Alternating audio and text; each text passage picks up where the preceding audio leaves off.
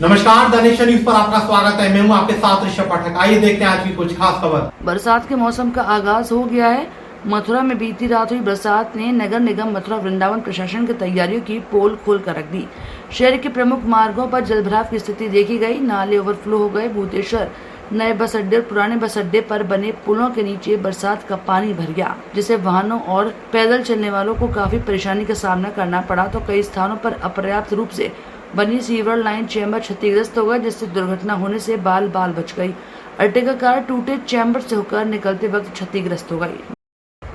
मथुरा से रविकांत की रिपोर्ट। नगर में कई जगह जल भराव की समस्या है। कुछ जगह ऐसा भी देखा गया है कि पर्याप्त क्षमता की सीवर लाइन नहीं होने के कारण वहाँ चैम्बर भी क्षतिग्रस्त हो गए एक पहली बारिश में। तो नगर निगम की तरफ से और आपके क्या प्रयास हैं इसके लिए?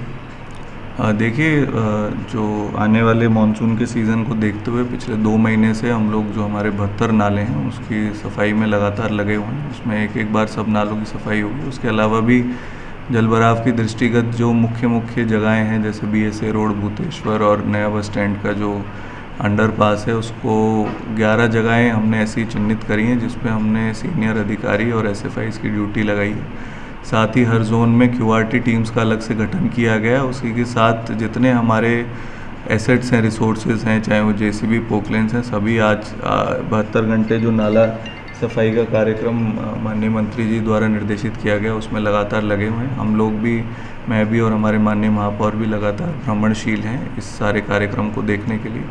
उसी के साथ जो हमारी QRT टीम्स लगी हैं, प्लस जो हमारे जितने हमने वाहन लगाए हैं उसके अतिरिक्त हमने किराए पर भी वाहन लगाए हैं, JCBs लगाई हैं लगातार सफाई करने के लिए। और जो मुख्य जगहें जैसे भैंस बोरा, अम्बा खार, इन सब जगहों पे लगातार निरीक्षण हम लोग कर रहे हैं।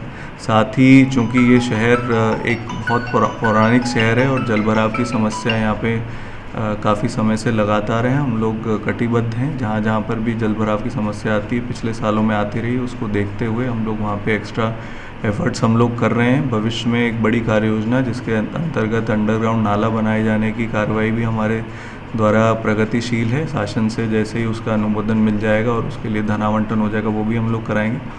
वर्तमान में इसमें कोई दो राय नहीं है कि शहर में कई जगह पे समस्या है। हम लोग इस बात से भी बिल्कुल सहमत हैं कि बहुत सारी जगहों पे जलभराव की समस्या जो होती है उसमें हम लोग 100% निस्तारण तत्काल कराने में, चूँकि वहाँ पे बहुत सारी जो पुरानी निर्माण हैं, पुराने सड़कों के जो एंगल्स हैं और जो उसका एलिवेशन है, उसको देखते हुए हम लोग इतना ज़रूर इस बार के लिए हम लोग काम कर रहे हैं कि जितना जलभराव का समय होता है उसको कहीं ना कहीं हम कम करें। जहाँ 5 घंटे पानी भरता है उसको 1 घंटे में हम लोग निकालें, और इस तरीके से हम लोग लोगों को राहत पहुँचाने का काम कर रहे हैं। साथ ही हमारे जो गाड़ियाँ, कूड़ा उठाने की गाड़ियाँ भी हम लोगों ने उसमें क्षमतावर्धन किया है। वो गाड़ियाँ भी लगातार अपना काम कर रही है। और अलग से हमने एक जलभराव को देखते हुए एक अलग से कंट्रोल रूम भी बनाया है। उसमें जहाँ भी हमको शिकायत तत्काल मिलती है, हमारी टीम्स एक्टिवेट होकर के वहाँ पे जो पूरे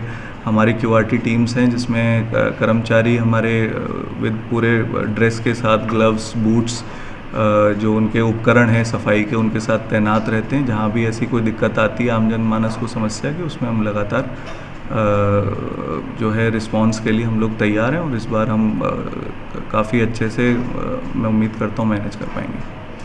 जहाँ पर अपर्याप्त क्षमता वाली सीवर लाइन है और वहाँ पानी से क्षतिग्रस्त हो गई है सीवर लाइन, उनकी कोई वैकल्पिक व्यवस्था? देखिए, जैसा मैंने आपको पहले बताया, क्योंकि जो सीवर लाइन्स हैं वो एक जब डाली जाती हैं तो अगले कई सालों में वहाँ पे जो लोड होता है वो बढ़ जाता है, और उसके बाद जब बारिश आती है तो उसमें अगर जहाँ भी ऐसी समस्याएं आती हैं वो हम नोट करके आने वाले समय में उनकी क्षमतावर्धन का काम करेंगे। हम छोटी बड़ी खबरों को जानने के लिए जुड़े रहिए द नेशन न्यूज पर, हरदम आपके साथ।